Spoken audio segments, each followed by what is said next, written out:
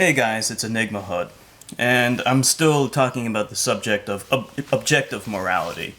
I was watching The Atheist Experience, and one caller called in and was trying to argue for objective morality, and he asked that if a civilization of people who thought that torturing babies was a good thing took over the world and killed everyone who disagreed with them, would this become moral? Torturing babies. And I'll try to post the link to this video and the timestamp in the description. Normally I would just put it into the video, but my video editing software sucks ass, so I apologize for that. I used to have good video editing software. Anyway, the problem with his argument is that a human civilization could not exist if people thought this was moral, by definition.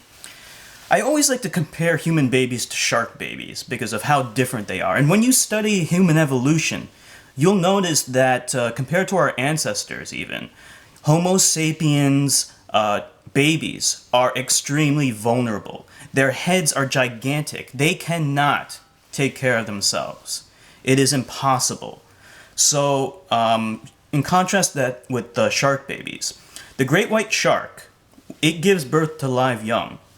But the great white shark mother does not take care of her babies. In fact, as soon as it lays them, as soon as it gives birth to them, it tries to eat them.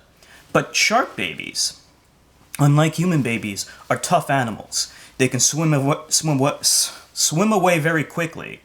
And then they can fend for themselves. Of course, some of them will be killed or eaten, whatever.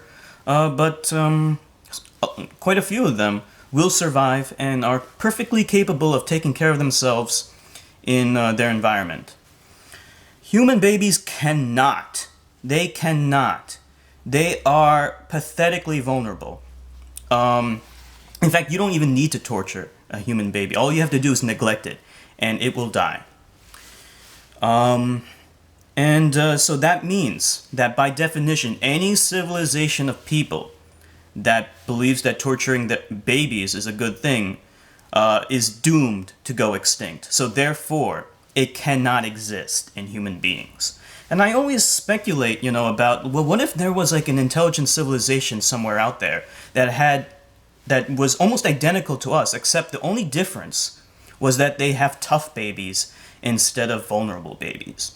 What kind of impact would that have on their civilization if they were just as intelligent as us and for the most part identical to us, except they have tough babies?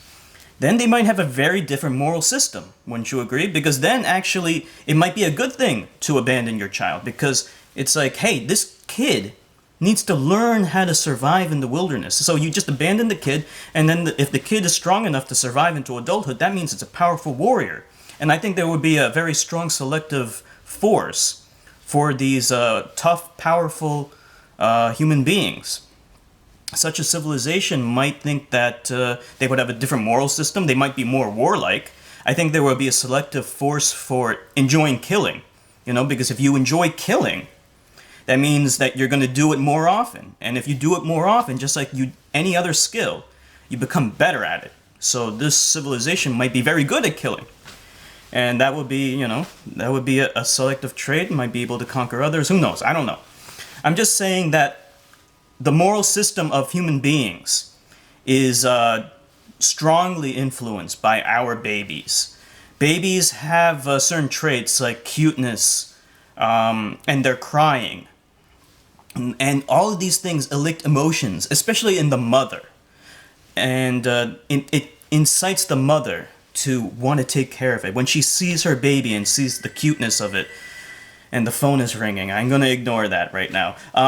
And it sees the baby, it wants to take care of it. If those emotions were not elicited in the mother, then the mother would not be would not take care of the baby, and the baby would die, and the species would eventually go extinct. So you can see that there is in fact a selective force for love and caring and actually admiring cuteness.